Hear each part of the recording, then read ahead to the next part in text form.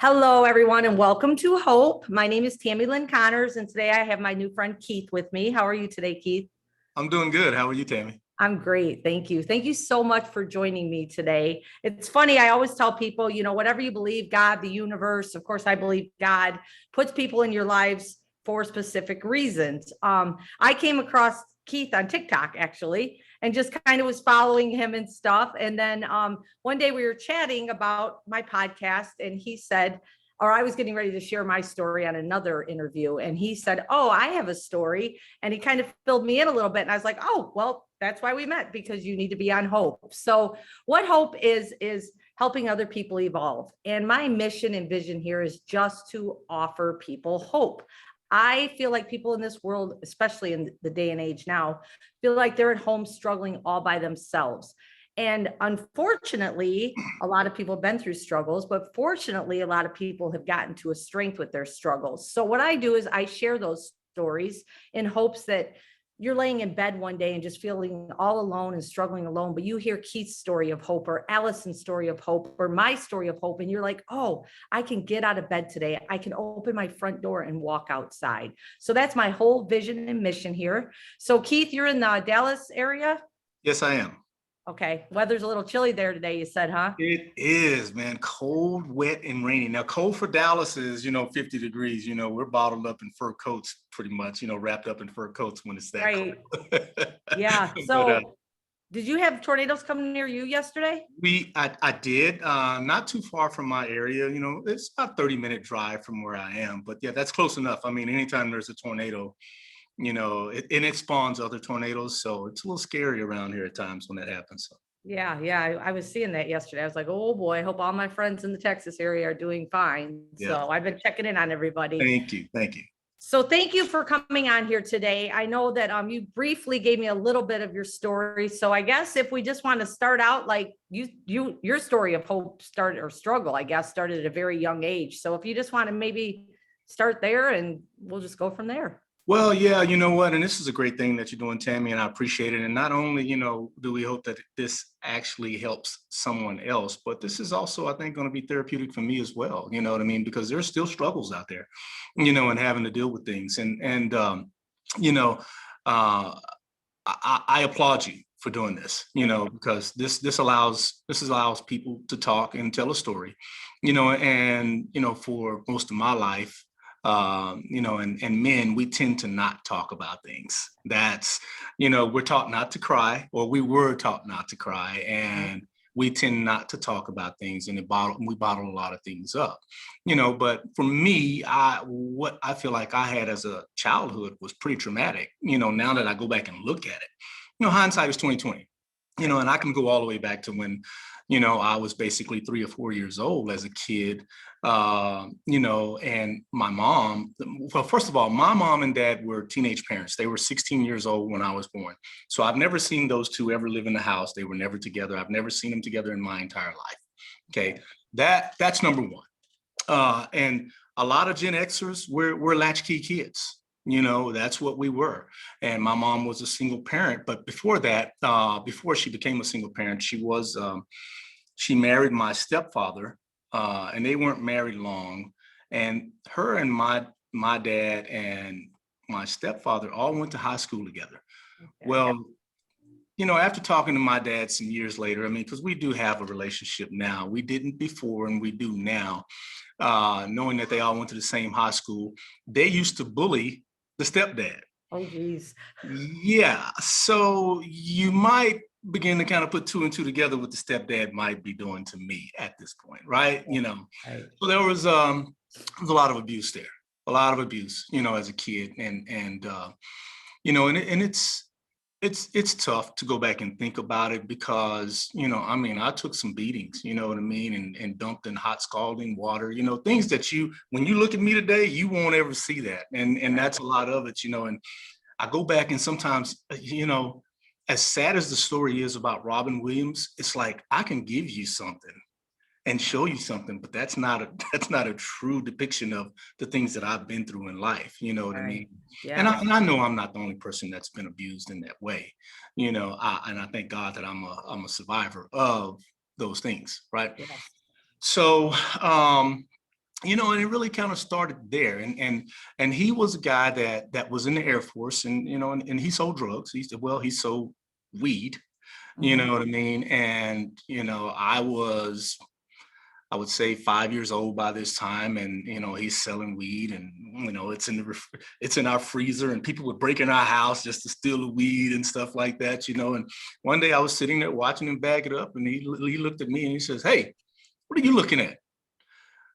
You want some?" And I'm like, "Sure." I Yeah, don't. I'm 5 years old. Hell, I don't right, know better. I'm watching adults do it all day long, right? right. So, and I don't have a lot of friends, and we were in Altus, Oklahoma at the time.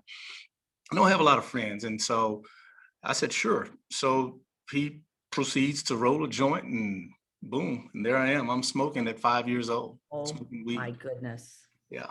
And I look at that, and then he's teaching me how to roll weed, roll joints back then.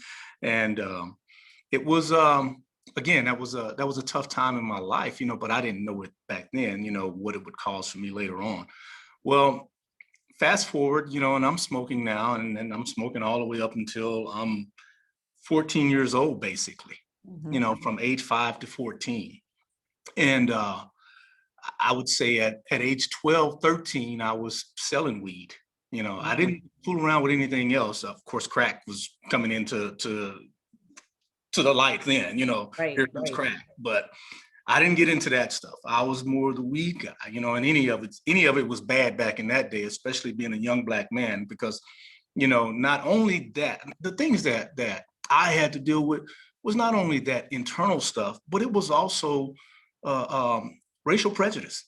right, You know, right. I remember coming up as a kid, my mom divorced my stepfather probably about 3 years after that, but that didn't stop me from smoking. Once you get into that habit and you keep going, Yep, you just keep going. yep. And so she was a single parent, I'm skipping over some stuff. I don't want to skip everything because there's a lot that happened.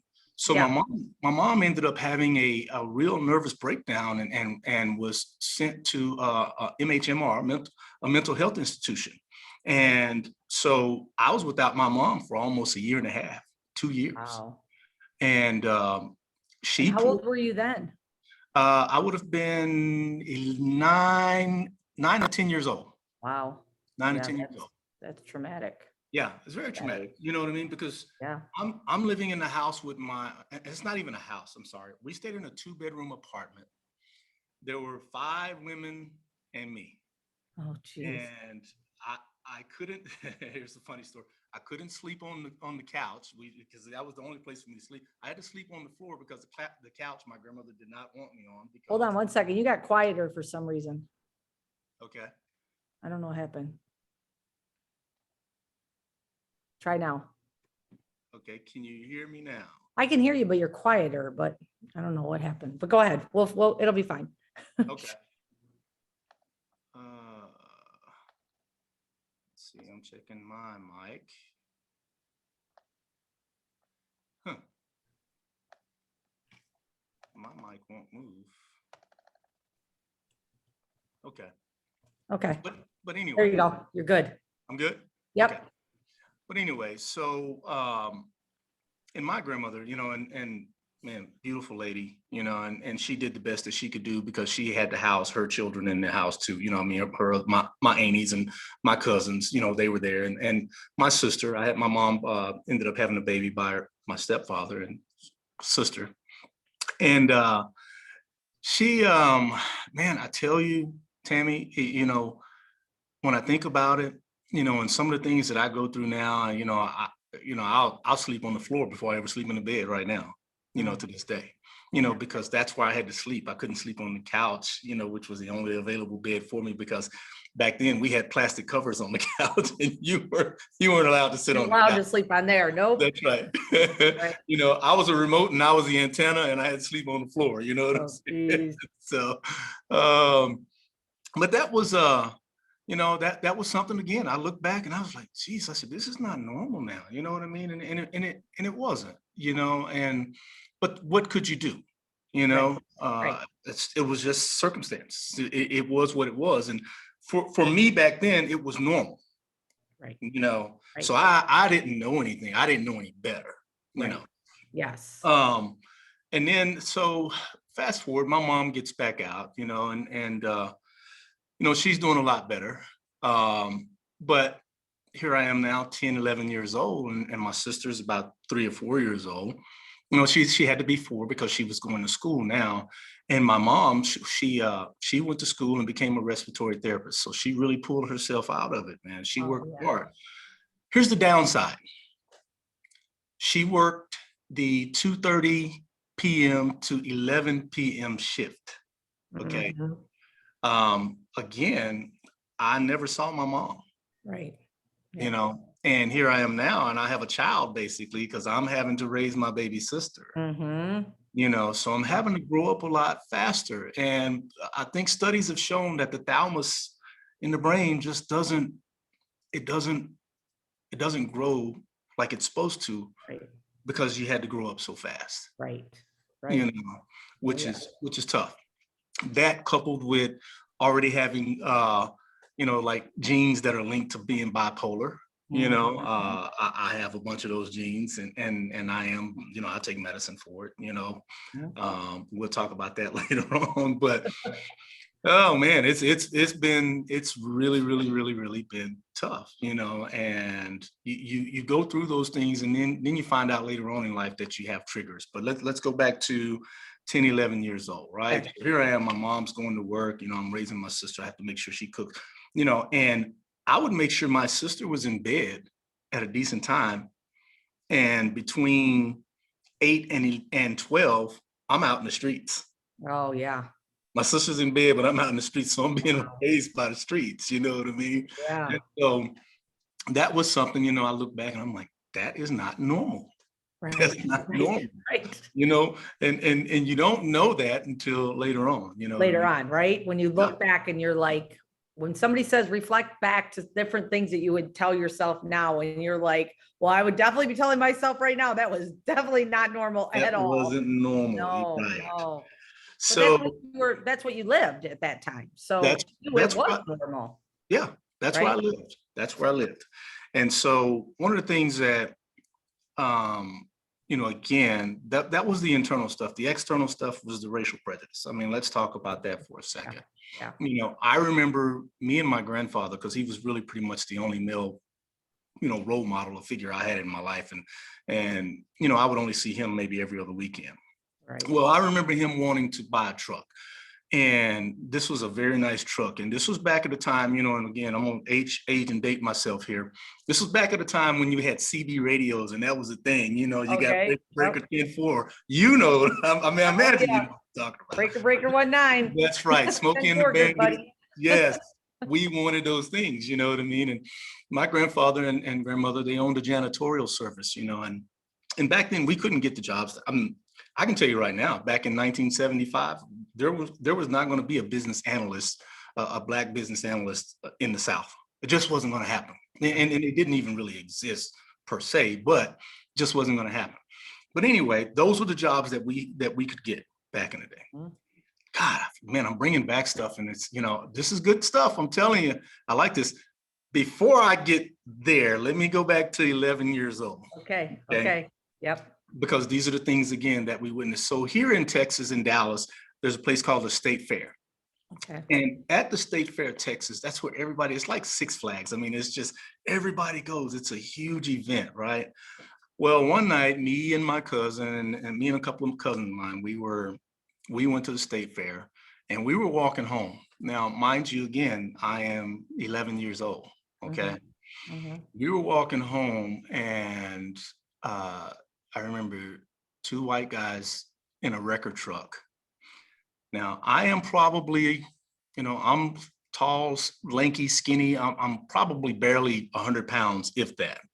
Okay. These are two big grown men. Mhm.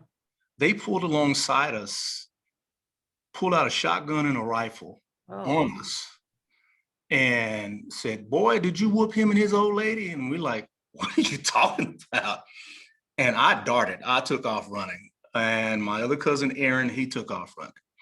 And then my other cousin, Anthony, he stayed there and with his hands up, because Anthony I told him, I said, dude, I said, do you realize that if you had have run, they probably would have killed all of us that day. And he didn't run, but we were scared. We didn't know what was going on. Right. And they put Anthony on the truck and held a gun to his head right here. Oh. I'm at the payphone. There's no cell phones now. Remember, there's no cell phones. Right. I'm at the payphone down the street calling 911, you know what I mean? Because I'm scared as hell right now. Yeah. You know, and it wasn't even 911 back there in Dallas. I think it was 744-4444. That was the police. So we called them. And just by the grace of God, you know, they came around in time. Seemed like it took forever, but it was probably only about 10 to 15 minutes. They had my cousin on a church parking lot and had him laying down on the ground. The police pulled up and was able to stop whatever was about to happen, you know.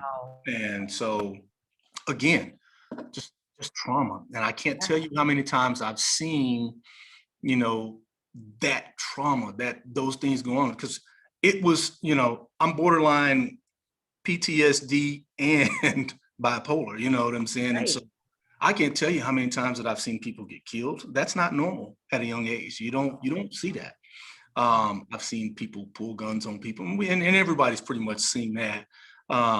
But you know, it changes things later on down the line, and we'll get to that here in just a minute, you know, but that's what happens. Those things trigger certain things later on down the line and cause even more problems. But needless to say, you know, Anthony, he survived. We're good, and we talk about it all the time. And I tell him, I say, man, you saved our lives, dude. You saved our lives. You know? Then you know, we get to my grandfather and trying to buy the truck, right? So we're trying to buy this truck. The guy says, hey, it's $5,900. And my grandfather said, okay. We went home and he got the money. My grandfather had a pocket full of money. You know, that's mattress money back in the day, right? Right, you know? exactly. So he goes and gets the money, comes back to buy the truck. The guy tells him, he says, Willie, I just can't sell this truck to a black man. Here I am with my grandfather, you know, and my grandfather just kind of buckles like, what? Right. You know what I mean? Because here we are just off the heels of the civil rights movement in the 60s, right? So here we are now in the 70s and early 80s, and we're thinking that we're past this. Well, we weren't really past it. It was just hidden. It was hidden. And, you know, and it's a struggle. And a lot of people don't realize how hard that struggle was because, yeah, they, you know, you couldn't blatantly do it, you know what I mean? But you can still get away with it and still keep people oppressed in a certain respect. You know what I mean? So it was damaging, you know, damaging to the families, you know what I mean? And anyway. Can I stop right there real quick? Just talk about that a little bit. I'm thinking like, I'm picturing your grandfather, and you were what, 11 you said, or 12, something like that? 11. And standing next and having his grandson standing next to him, and that man saying that, not only just like overwhelming, but to think, oh my gosh, my grandson just heard this, and how defeated he had to feel at that point from that. Oh yeah, because you're taught to work hard and work to get everything that you want. You work to get it, right? Yes, right. That's what you're taught. And I've seen this guy. He worked his fingers to the bone, and now all of a sudden, in my mind, heck, I mean, you feel defeated because you're like, I can't. They're not gonna sell it to me. I mean, hell, I'm black. Right. You know what I mean? And you know, you work hard, you do all these things, but that's what's ingrained and implanted in the brain, you know, at a very young age. So, and of course, there's a lot of other stories that I probably have that, you know, I really probably have blocked out, you know, as a result. And growing up in the South, you know, as a young black man, it was not easy. You know? Fast forwarding now, you know, I'm still, you know, 11, 12, 13, still smoking weed. You know, of course, I'm selling it now by 12. And it just so happened, you know, at 14, things, you know, tragic events change people. Yes. Right. You know, something happens and then all of a sudden you say, oof, I got to fix my life. I got to fix my life, man. And, you know, I came from a praying family. And they prayed very hard, and we didn't understand, you know, that was probably things that we could do, get medicine. I mean, obviously, I don't think ADHD medicine was out back then or whatever, all this stuff. You know, you just didn't know. Well, I didn't know it was. I didn't know it existed. But But at 14 years old, what I saw at 14 that really made me change my life was, we talk about police brutality and all that stuff today. Mhm. I watched the police probably no more than about 4 feet from me shoot a guy, an unarmed guy, Oh, and scared me. And of course, they took me down. They handcuffed me. And I mean, when I say it scared the dog shit out of me. I'm telling you, because yeah. I'd never been that close. I'd seen it, Mhm. across a parking lot. I'd seen it at the park, but never within inches, feet. You know what I mean? I mean, Yeah. I could literally reach out and touch the guy, you know, Oh, and so that's scary. And when that happened, of course, my mom, this was late at night. This happened at night, and my mom didn't know I was out. She was at work. mhm. Remember I told her she worked 2:30 to 11. Right. She got home about midnight. I was not at home. She did not know where I was. I was downtown Dallas in a jail cell, you know. And being in that jail cell, she didn't know. And I had another friend of mine, and he was with me. Well, his mom was able to come and get him Okay. at 3 or 4 o'clock in the morning. Okay. So he went and told my mom where I was, and so she didn't have a car. We were on we were on mass transportation, we were city Right. bus. And so she came and picked me up, and we were on the bus, and she told me, she says, you're growing up to be just like your dad. And I was like, Mhm. yeah, and that for me was something that I didn't want to be. Not that he was a bad guy, but he was strung out on drugs. And both of my parents, again, I think I told you before, they had both at any time in my life have been strung out on crack and Oh, heroin. okay. Yeah, so both of them had addiction problems. Mhm. Okay. So, and my dad, it wasn't until probably 10 years ago that he finally turned his life around and spent a lot of his life in jail, Yeah. so, Yeah. um, and then for my mom, and I really felt bad because I watched her turn everything around by this time, right? Right. Looking, and she told me this, and she was just deeply hurt. And I realized that I didn't want to hurt her. You know what I mean? I didn't want to be the cause of that pain. And I told her, I said, Mom, I said, I tell you what, I said, I'm going to go to college. And she looked at me, she says, I can't afford no damn college. And I knew I was a pretty good athlete. Right. I knew I was a pretty good athlete. And I told her, I said, Mom, I said, don't worry. I said, I'll get there. I'll make this thing work out. So the next 4 years of high school, I played football, and I did. I got a scholarship to go play football at a small college here in Texas, and I did pretty good at that. And so, and that made her proud, because we had really been through a lot. And I didn't even go through the number of schools that I went through, but I know just in elementary, I was in 5 different elementary schools. It's hard to make friends. I mean, again, that's not normal. Most people Right. grow up with friends. Mhm. I had to learn how to make friends quick, you know what I mean? And then realize that I'm going to have to let them go because we're moving.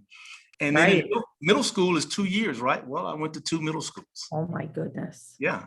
And then finally settled in, once you get once you get focused on something, and Mhm. that's what really helped me. I got focused. And I stayed in that one school for 4 years, and I kept my nose clean. I didn't do anything. I'd stopped smoking weed, you know what I mean? Didn't even go around the stuff, stopped touching everything. I just really left it alone. Well, by 14, when I stopped, guess who started? All the friends that I had in high school were starting Oh, those recreational drugs, you know what I mean? right. And I thank God for giving me the strength not to fall back into that, because Yes. most times your environment is going to dictate you, or whether or Mhm. not, if you're going to get back into certain things, you know what I mean? If you're going to be involved in certain things. And so Right. I was strong enough, and I understood, I think, God puts you through those things because, again, you know, not really being able to make friends helped me be a loner and independent and be a leader, what I consider a leader. You Mm. know what I mean? Yeah. I don't have the herd mentality, and I didn't have the herd mentality by that stage in my life because I Mhm. was truly a loner. Now, a lot of people know me, you know what I mean? But, I could function independently, you know? Right.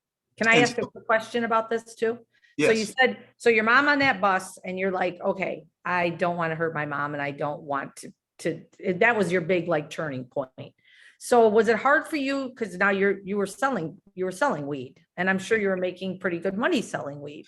Was it hard to be like, okay, I'm cutting this off completely, like to change your mindset on that because that money was coming in, you had money, right? Yeah, and it wasn't so. You got to think on the level that at that age, I wasn't able to drive, so it wasn't money enough to go buy a car. Okay, It gotcha. was it was money enough to get school clothes, have nice school clothes, Mhm. and buy nice tennis shoes because that was the real tennis shoe era. That's when it started right there. Right, right, right, That was right. the real tennis shoe era. You know what I'm Yeah, saying? okay, yeah, So that was the money that I was getting from that. It wasn't okay, because now had I grown more into it, yeah, I probably would have been, yeah, buying right. cars. But this was just, this was Just, just selling yeah, it to kids that would buy it, okay, not okay, adults. I never sold to adults. okay, got it. Yeah, Um, and that was and I tell you that moment when my mom did that hit me because she was like, she told me, she says, I'm gonna beat your ass when we get home. Of course, she fell asleep when we got home. And I told her, I said, here's the belt, baby. I said, come on, let's get it. Because I, I want to I don't want wait. no part, I don't want no part of the police, man. And then Right. you got to think about what that does. Now it strikes fear in me of the police. Mhm. Sure. So now every time I'm driving at 16, guess what? And Mhm, in this area, you're going to be racially profiled. You're mhm. going to get pulled over. I drove my grandmother's car, who had a nice car. She had a very nice car back then. And I'm talking, this was 86, and she had a 1986 Buick Park Avenue. And it was just one of the nicer cars on the street. It was very clean. And I would drive it, and no sooner than I pull out of the neighborhood, here comes the Dallas police or somebody there, and they would follow me. And sure enough, I would say at least, and I don't, and this is no exaggeration, at least 5 of 10 times I would get pulled over Wow. Yeah, for no reason, yeah, just driving. Well, yeah, whose car you're driving, you know what I mean? And right. so, Yeah, and forget about it. If you go to a little small suburb around Dallas, oh, forget about it. You'll probably be detained, taken out, car searched, and everything else. You know what I mean? And so, yeah. Wow. yeah, so that was a lot of what goes on today, and I look at it and I'm like, I'm glad you guys are able to film it. I say, but there were some people before you that weren't able to film these things, and these are the things that we went through without, and they never, you wouldn't, the police would get away with it, you know what I mean, or anybody would get away with anything. Right. Now you can film it, and people, you would think people would be so smart enough to second guess some of their Yeah, behaviors yeah, nowadays. yeah, yeah. So, I well, we'll fast forward. You got any questions for me? I can fast forward just a little bit because No, it's no, no, you're good. I just like to, it's just questions I have. So I like yeah, to find out the answers. yeah, yeah. So, as I'm going through, and then, of course, I get to college, and I think this is where I start to realize that something is probably really wrong with me. Now I was a good player, was a good student, but I would go through peaks and valleys. I would Mhm. go through serious bouts of depression, and I would go through serious mania. Okay. Here comes bipolar. Right. Bipolar is kicking in right now, right? And because there would be times, and most of the time, here's the thing: if it wasn't football season, the depression would kick in. Okay. The Which makes depression, sense. yeah, Yeah. because football really gave me something to do. Hmm. You know what I mean? And I think that really helped me. It gave me something to do. Um, and that's, those were the most of the times I would have my mania. You know what I mean? And you just couldn't, I mean, I was just up, up, up, up, up, overly up, you know what I mean? And Right. probably people couldn't stand me. I was up so high, and when I look back at it. But during the low points, it was truly depression. And I never left my dorm room. I did not leave my dorm room at all for I mean, months. I would Wow. stay in the dorm. I'd go to class, come back to the dorm room. You know, and college life is hard enough, because you're away from family, and you're having to make new friends and everything else. And where I went to college, which was near Amarillo, Texas, there was about 6,000 students and about 250 Black students on campus. So Okay. here I am again in a situation, right? Right. But what I will say about that was being the star on the football team gave me a chance to really get to know people, and people got to know me. And that didn't change probably their views, but hey, he can run that ball or he can do this, you know what I mean? And I had a little favor. I will say I had a little favor there, you know what I mean? And it allowed me to learn different things. It allowed me to learn country music, you know what I mean? And I'd never listened. I was always rap, you know, and Right. my H.O.P.E and Run DMC, you know, things of that nature. That was my music, man. So, you know, and then all of a sudden I'm getting there and then I'm like, Garth Brooks, I'm like, who is this guy? And, Right. you know, you start listening to the country music and I became, you know, there was diverse is what I'll call it. You know what I'm Okay. saying? Yeah. Culturally diverse, you know, because I always say now I can mix and mingle in any situation. Mm, You know, I'm yeah. there. I am there. Yeah, you know, I don't care what culture it is. I'm in there now. You know what I mean? I can mix Yeah. and mingle in. So, um, but anyway, I had gotten into some, you know, little scuffles, you know, and the mania pieces of it, you know, were bad. I mean, it was talking, you know, pulling guns, you know, stuff of that nature, you know, and it it gave me a feeling of, I think my past gave me a feeling of um not suicidal. What am I trying to say? It was probably more in today. Well, let's just say today. Sometimes I would get, you know, if I'm not doing right, I'll get the feeling of better off dead. Well, when Yeah. you get the feeling of better off dead, you become carefree. You really don't care. Mhm. It's not that you're suicidal, it's just that you really don't Don't care. care. Right. Oh, that makes complete sense. Yeah. It really does. Yeah. You know, I get where you're coming from with that for sure. yes, Yeah. yes. You know, and that's where, you know, I think I was subconsciously, I didn't know, but I Right. didn't care. I didn't care if I got shot. I didn't care if I shot somebody. You know what I mean? I just didn't care. It was very carefree moments. And it was, you know, stupid behavior, you Okay. know. Yeah. But again, I have to go back and look at the way that I grew up and all the trauma and the things that I went through, you know, I think put me on the path of that. Even though I had straightened out my life, I think still that put me on the path of where I was in college. Right. Well, I get out of college, and you know, and I married my high school sweetheart, Okay. and we stayed married, and we had kids, and beautiful kids, you know, and they're all grown now. All my kids are grown now, and love them to death. She, I think a lot of why we failed was, you know, some of her own personal trauma, Mhm. you know, and as well as mine. Mhm. Now, she had a brother. Now, we grew up in the same neighborhood. She had a brother that got killed, you Okay. know, and I knew her brother, you know, Mhm. and so, you know, that it was like, that's nothing for us. You know, I mean, it's like a young life taken. It wasn't a young life that died. It was a young life just taken. You know what I Mhm. mean? Somebody else played God and took this person's life, Right. you know, and so, you know, and it's unexpected because, you know, we all expect at that age that we're going to live a long life. Right. That's Right. what we expect. And so, you know, I think between her trauma and my trauma, you know, it was just a recipe for disaster, you know, and we had kids and, you know, there were going to be fights, you know, I mean, every relationship, I think you go through things, okay, you are going to go through things. And these are not physical altercations. These are arguments.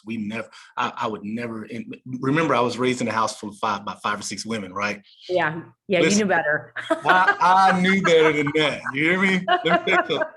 Nobody puts the toilet seat down faster than I do, okay? I know better.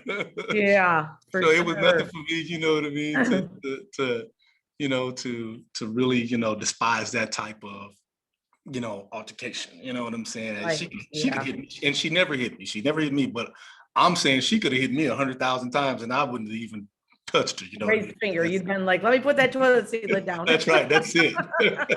So, oh man, but you know, and we just we went through some things, and sadly, she was, a lot of people don't realize this, but men go through, women that cheat, and she was a serial cheater.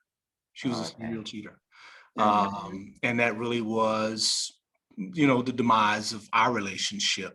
Yeah. And you, and in those relationships, it a lot of times, and you just kind of ride with it. You know what I'm saying? You just kind of let it go. So we were married for, 9.5 years.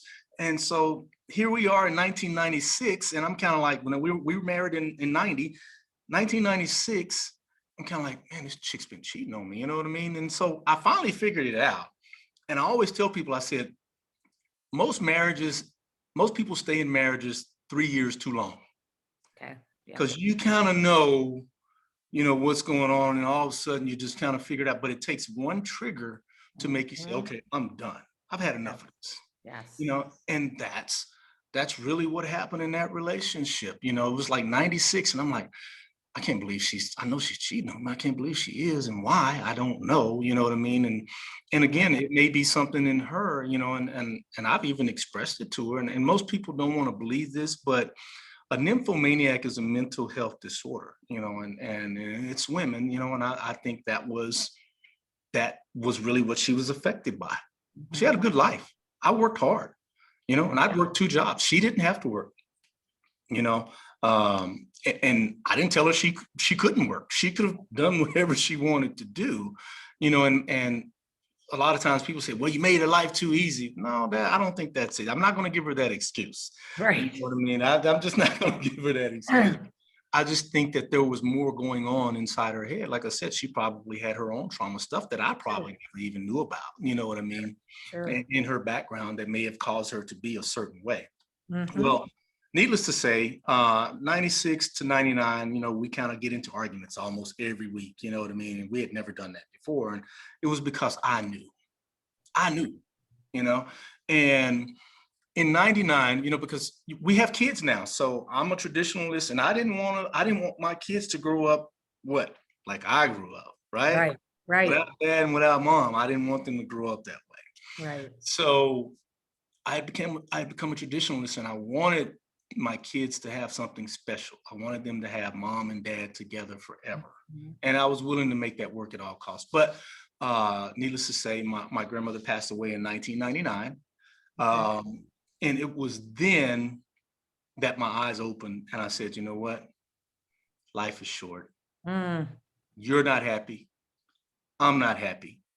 We're not ever going to be happy, obviously. You know what I mean? Because this continues, and Yeah. it's going on and on. And I'm talking to the point to where I've physically caught you now. You know what I mean? Not in the act of, not in a sexual, like, but being with somebody, holding hands with somebody in public. I have caught you now. So, and I thought about it, and I was like, you know what?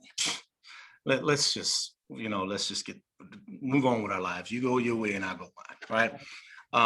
And it was then that I became a single parent. And I was a single parent for 13 years. A lot of people don't know that. Wow.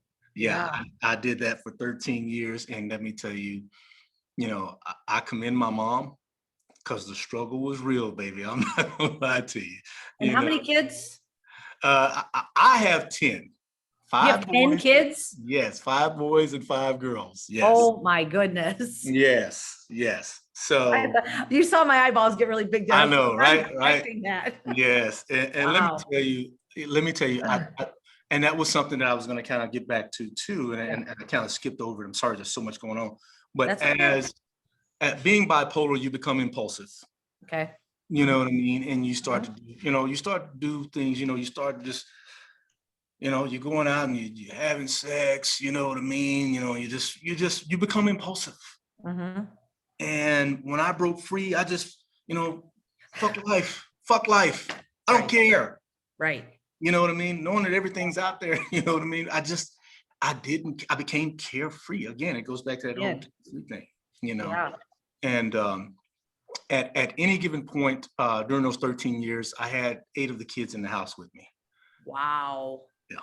So, I didn't not take care of them. And my Right. kids will tell you today, you can talk to any one of them. They'll tell you, Dad was there.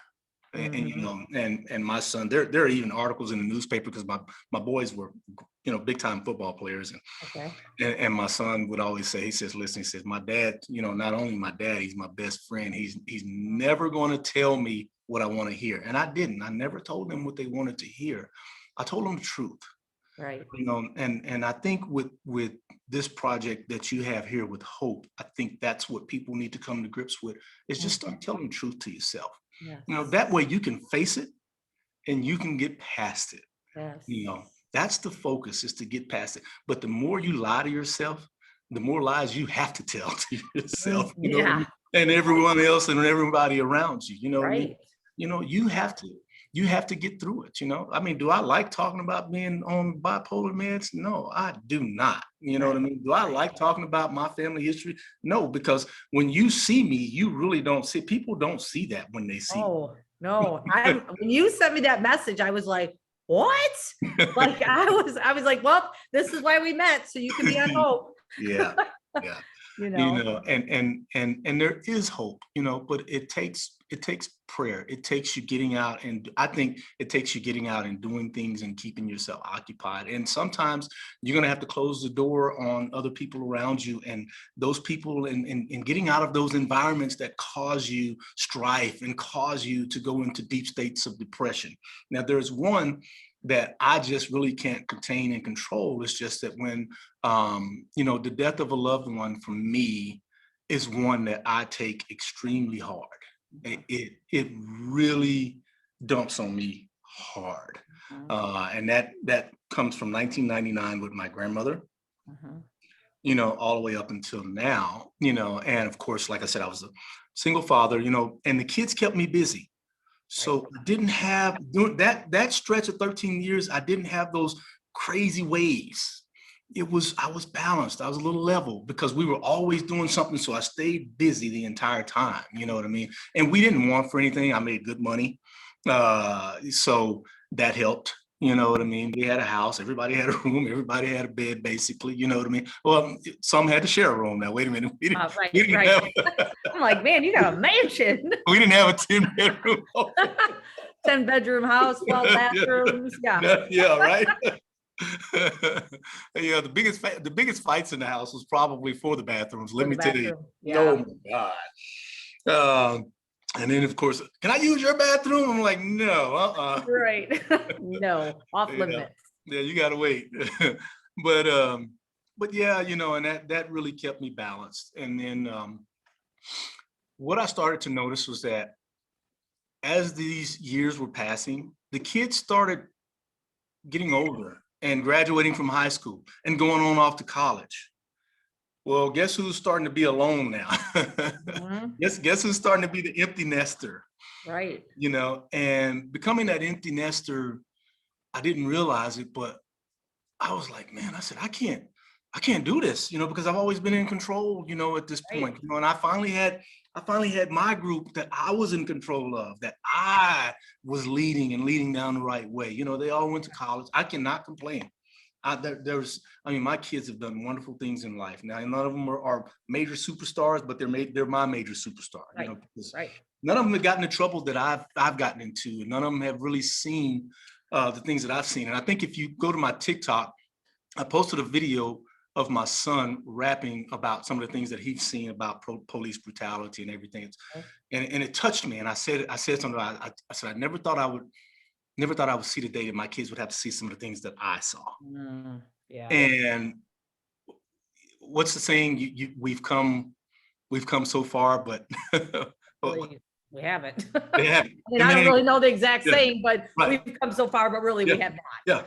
Yeah. I Yep. mean, Yet so close, but yet so far, yet so close with, so you know, close, that's, but yet so far. So yeah, close, but yet so far. Right? yes, Something like yes. that. Yeah. There we go. There we go. Yeah. So that's what I'm looking for. So, you know, and I look at that and I was like, Jesus, I said, you know, we really got to fix this. We have to fix this. And anyway, so I left Dallas, again, very impulsive behavior. Okay, because I started to get depressed, and the kids were all, you know, pretty much grown. And then the two baby girls, they said, you know what, we're gonna go stay with mom, you know what I mean? And because we don't want to go to Arizona with you. Mm. here's my Arizona trip. Okay. So I went to Arizona because I reconnected with somebody that I went to college with who was, man, let me say, she's a wonderful lady. Um, you know, she's deeply religious. And I want to say, to me now, looking back at it, it was almost cult-like religious, Okay. Okay. you know, which now that kind of scares me. You know, it's scary.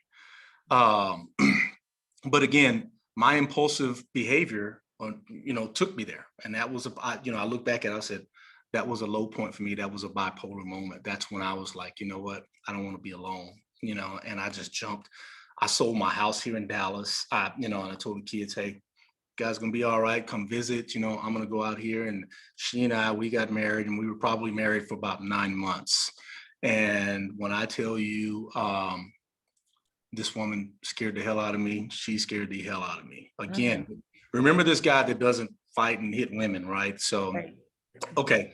So now I'm in this relationship or in this marriage with this woman, and she has her own demons. When we were in college, she was not straight. She was a lesbian in college. She played basketball. She was a lesbian. She was full-blown lesbian. Very attractive lady. I mean, that has nothing to do with it, but you just never would have known. But we knew then, where she was. And so I think she came out of that. But I have to go back, and when I look at her life, because again, her family has been in the church, you know what I mean, and very religious. And so they had to make her a pariah. You know what I mean? She had to be a pariah in the family. Hey, that's wrong. You can't do that in life. God doesn't like that. You know what I mean? And so the judgment was coming down on her for someone who's grown up in the church, and now all of a sudden you're not a part of our family.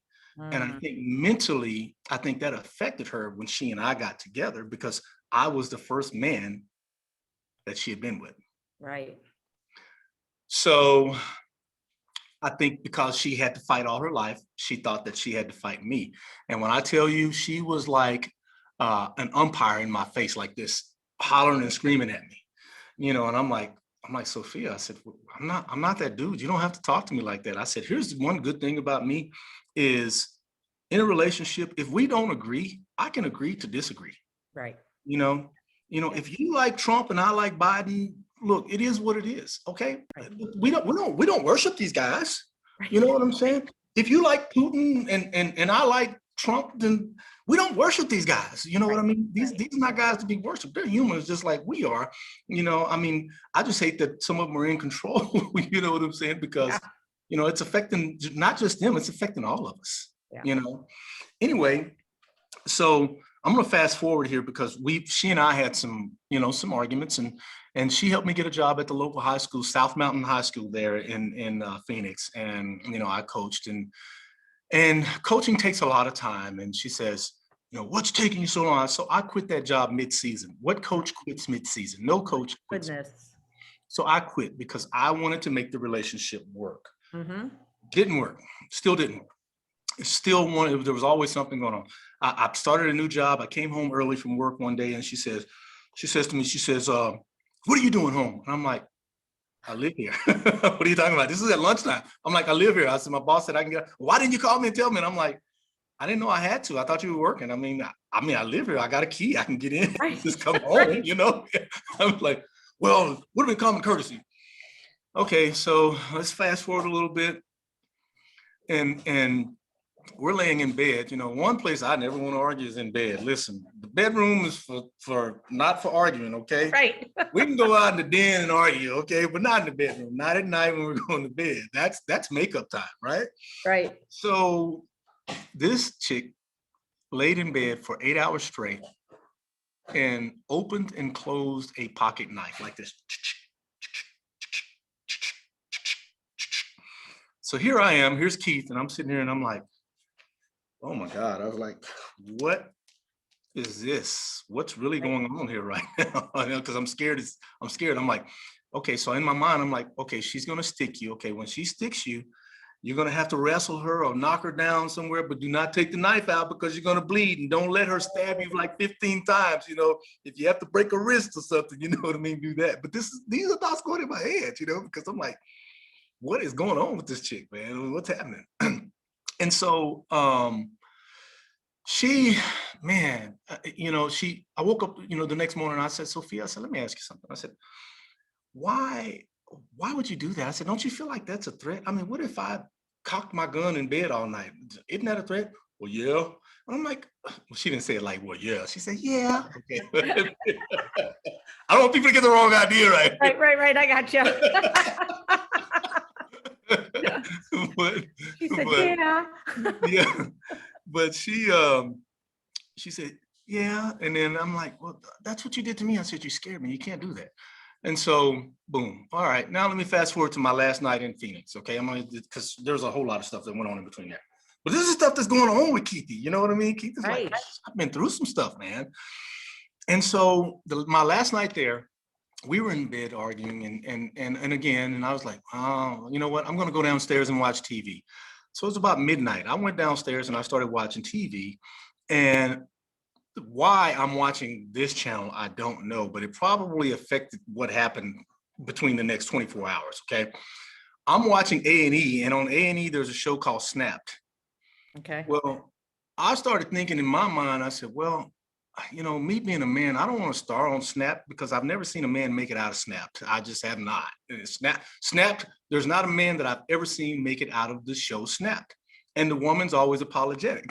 You know what I mean? So I'm watching this on A&E, you know, this is that night, just midnight. I go back upstairs and I started heading back upstairs, and then I see a silhouette of a person standing there with a butcher knife about this long, looking like Jason.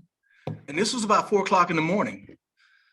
And I'm like, oh shit, what is going on right here? You know, and so we wrestled.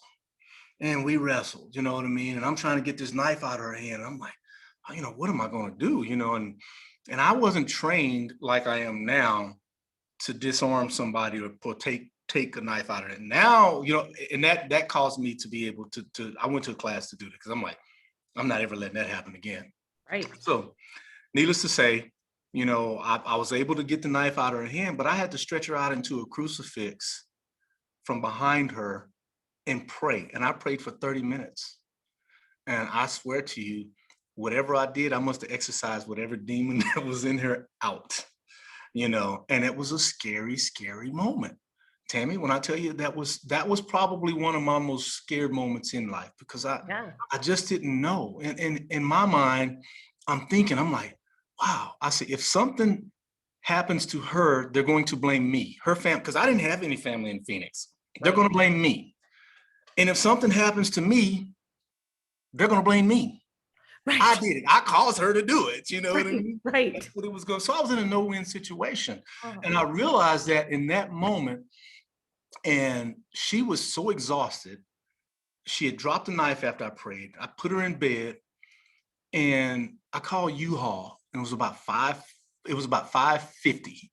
And just lucky the guy answered the phone because he said, we don't open until 6. And I said, hey, man, I need a trailer. Well, when you need it for? I need it for right now. You know? He says, well, I don't have any. I said, well, look, I got enough money to come and buy one. So I'm coming down. Well, come on down. So he said, what I'll do is I'll rent you one and I'll go get another one from another place. You know? And so he rented me that trailer.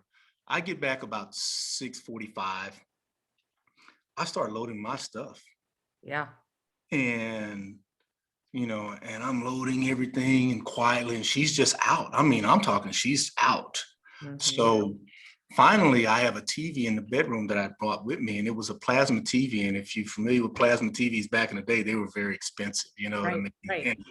And they were heavy, right? So I got it on a TV stand, and I'm looking back, and she's sleeping. I'm looking at the TV, and I look back at her, and I said, oh, shit, I'm gonna wake her up with this one. So I start tinkering with it, you know what I mean? Taking little pieces off of it, you know, and the next thing I know, I lift it up and it goes click. She raises up, then she lays back down. And then I pull it off and I start walking out. And then she raises up, she says, what are you doing? And I was like, oh shit. And I start running with the TV like I stole my own damn TV. You know what I mean? Oh, no. I'm running with the TV and I'm running downstairs and I'm hitting walls and shit. I'm probably tearing the damn TV up, just trying to get the hell up out of there. And it was the last thing that I needed to load. And I loaded it up, and she wasn't decent enough to come outside. And when she came to the door and she saw the U-Haul truck, and I just loaded the TV, got in my truck, rolled my window down. She says, "What are you doing?" I says, "I'm out of here. There's no way I'm going to live the rest of my life like this. This is not what I came here for. I'm not a fighter. I'm not going to fight a woman." You know what I mean? If we can't peacefully, make it work, you know what I mean? Then it's time to go, and I've tried. And if we're arguing not weekly, every other day, that's not healthy. That's not healthy. Well, all couples argue, but not every other day. And that was butcher knives. Yeah, that is not healthy. It's time to go. You know what I mean? And sure enough, I didn't have any sleep. And I must have been on Red Bulls all the way back to Texas. Red Bulls, for about 16 and a half hours. And I drove back to Texas. Tried to piece my life back together. I didn't go back to my old job. I wanted to do something different. And I did. And I started with the company called GNC, which is the retail vitamin supplement store. Okay. And I just wanted to work part-time because I'm tired. I've been working all my life. That janitorial service that I told you about that my grandparents had, well, at 10 years old, I would work there at night. You know what I mean? So while everybody else is doing homework, you know what I mean? I am out working, at 10, 11, 12 years old. Yeah. So, I'd been working, really all that time. And I said, you know what? I need a break. I'm tired. I'm really tired. By the time I get to a retirement age, I will have really worked more than the average retiree has worked,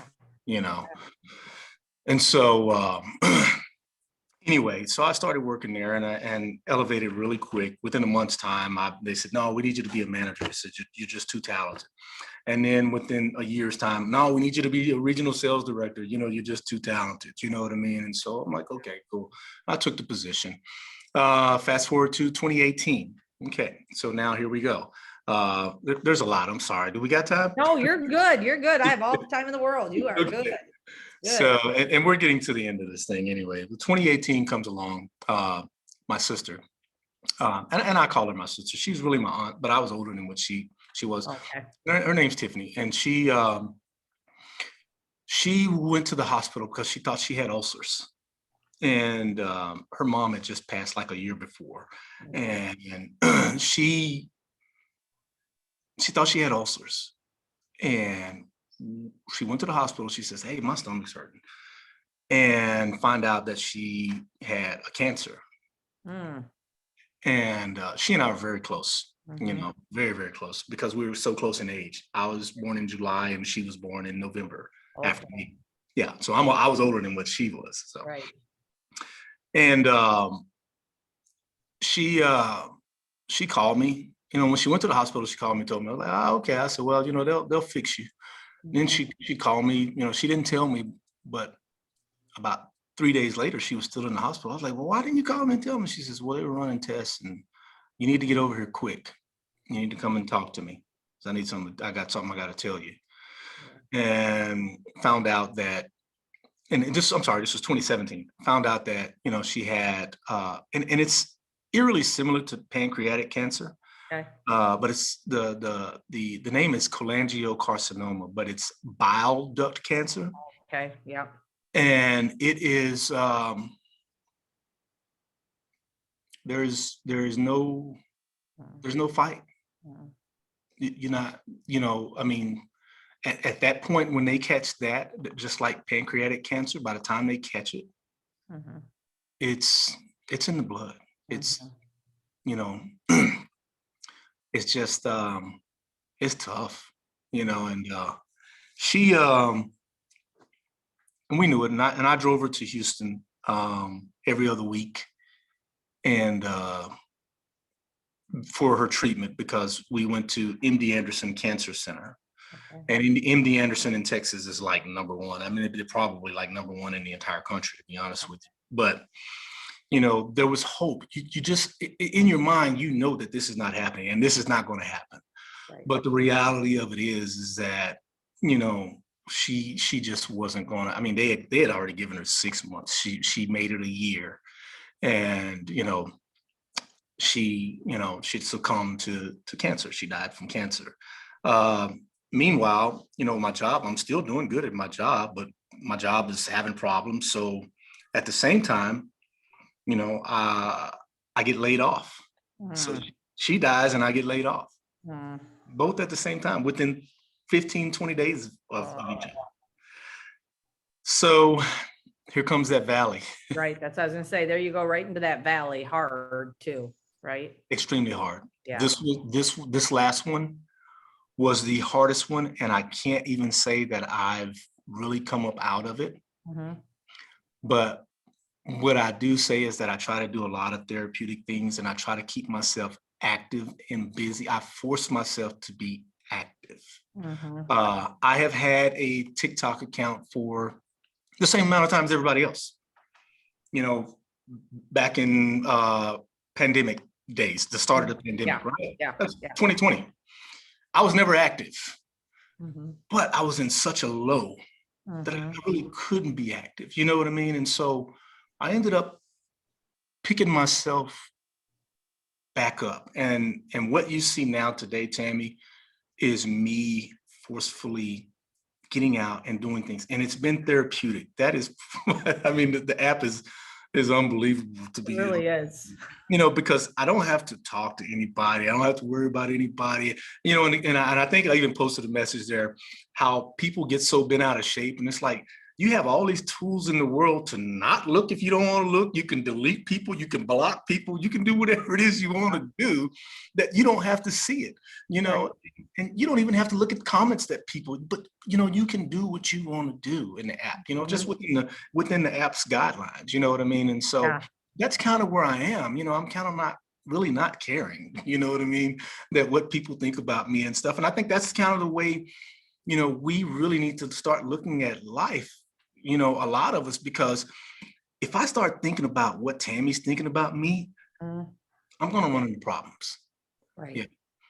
I'm living your life then. I'm not even living my life. You know Right. what I mean? And so that's where, if I can leave anything with anybody, stop thinking about what somebody else is thinking about Mm. you. Yes. Start thinking about you, Yes. and that's in any fight that you're in. You could be in DV, you could be in bipolar like me, you could be, in any situation, you're going to have to start thinking about you. And Mhm. when my success in life has been when I started thinking about, now I'm not saying be selfish. I'm not Right. saying, but there is a certain amount of selfishness that you do have to have. Mhm. You know what I mean? And it makes you better for yourself, and it makes you better for the people around you. Yes. And here we are with hope. Yeah. You know what I mean? And we're hoping that, just even my story, some of the things that I think that I've just shared can help somebody move forward. Yeah. It's important to me Mhm. that I did this, because I've never, ever, ever, ever shared any of this in my life. Oh, I And appreciate it yeah, so much. yeah, and I appreciate you, and I thank you, because this was extreme. I thought about it all night, and I'm like, man, I said, do I shoot her a ghost? You know what I mean? Do I not do this thing? Kid? Wait a minute, Listen, I want you to know this morning when I got that message from you, when you said good morning, I was like, oh no. And you said, how are you? I was like, oh no, he's going to cancel on me. Don't cancel on me. No. Hey, listen, let me tell you, it was truly a thought. But again, it goes back to me talking about, are you going to continue to lie to yourself? Or are Mm, you going to talk about it? What are you yeah. going to do? Are you going to face it? I mean, I've always been the guy that's faced it. You know what I mean? If there was something going on, I'm gonna man up and face it. And Yeah. that's how you get past it. And I think for me, like I said, this is therapeutic because it allowed me to talk about it. And again, and I Yeah. knew there's situations far worse than mine. Don't get me wrong, but I know there's a lot of people that are just like me, or have been in situations like mine. And yeah, there's hope. Yeah. Yeah. And I want to touch on one thing too that we talked about a little bit. Well, you talked about a little bit at the beginning. Like I always like to talk about this, especially with men. Um, that, you know, you were taught to keep it inside, don't cry, you know, all of that. And with you sharing like that, I just want men, really men, women too, but men to know it's okay. It's okay to share your struggle, or it's okay to talk to somebody when you're going through something. Of course, you want to find the right people to talk to. You don't want somebody to look at you and go, "Oh, shut up, you baby," or whatever. But you know, I think it's really important for men to know that it's okay, you Yeah, know. yeah, yeah, and it is, and you're exactly right. But you know, that is the hardest thing, Tammy, especially for, you know, for me, because again, I was raised around a bunch of women, and of course, they weren't going to let me be a certain way. You know, I wasn't going to be a baby. I couldn't be a whiny baby. I'm snips and snails and puppy dog tails is what I was, and that's how I Right. grew up. And they made sure I was going to be that guy. You know, and there were things that even that they didn't talk about that I didn't have a male person to talk to about. You know what I mean? I didn't have a dad to take me fishing. I know this is stuff I had to learn later on in life. I Right. never knew how to bait a hook. You know what I mean? I Yeah. didn't know how to tie a knot.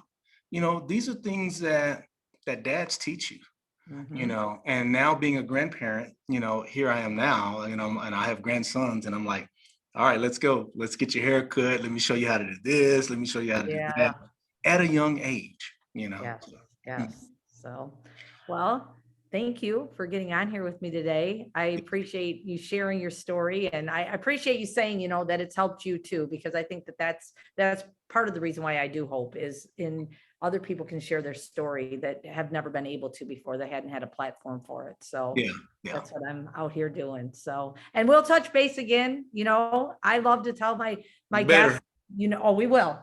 I always Okay. tell my guests too, I love to have you back like in 6 months just to hear, you know, what's going on, because life changes and everybody likes to follow and hear the stories. And of course, I'm following you on TikTok. So Yeah, that's yeah. great. So You yeah. know, and a recommendation, you know, and what would be fun is maybe even do a panel type of thing, you know, even with my family. I mean, because, you know, Yes. I mean, I think they all have some things that they want to share. And, you know, and sometimes they say, well, Dad, we can't talk to you, you know what I mean? Because, you know, you kind of just forcefully rule everything, Dad, and you just kind of, you know, you holler. And I'm like, well, listen, I'm Dad, you know, but again, they are at that stage and age that, you know, we as parents, we need to listen to, because things have Yeah. changed. You know, I grew up with a, you know, rotary dial phone, and Right. we had to be off the phone at 9 o'clock at night. Mhm. Well, now kids have access to a phone 24 hours a day, 7 days Mhm. a week, and Yes. that's at 5 years old. Yes. You Yes. know what I mean? So things Yeah. have changed, you know. Oh So yeah. I would love to set that up. We definitely need to talk about that because that would be awesome. Yeah. okay, we'll do. All right. All right. All right. Well, thank you everyone for getting on Hope. Once again, Keith, thank you so much for getting on here with me. And you all have a blessed day. Thanks. All right. Thanks, Tammy. You rock.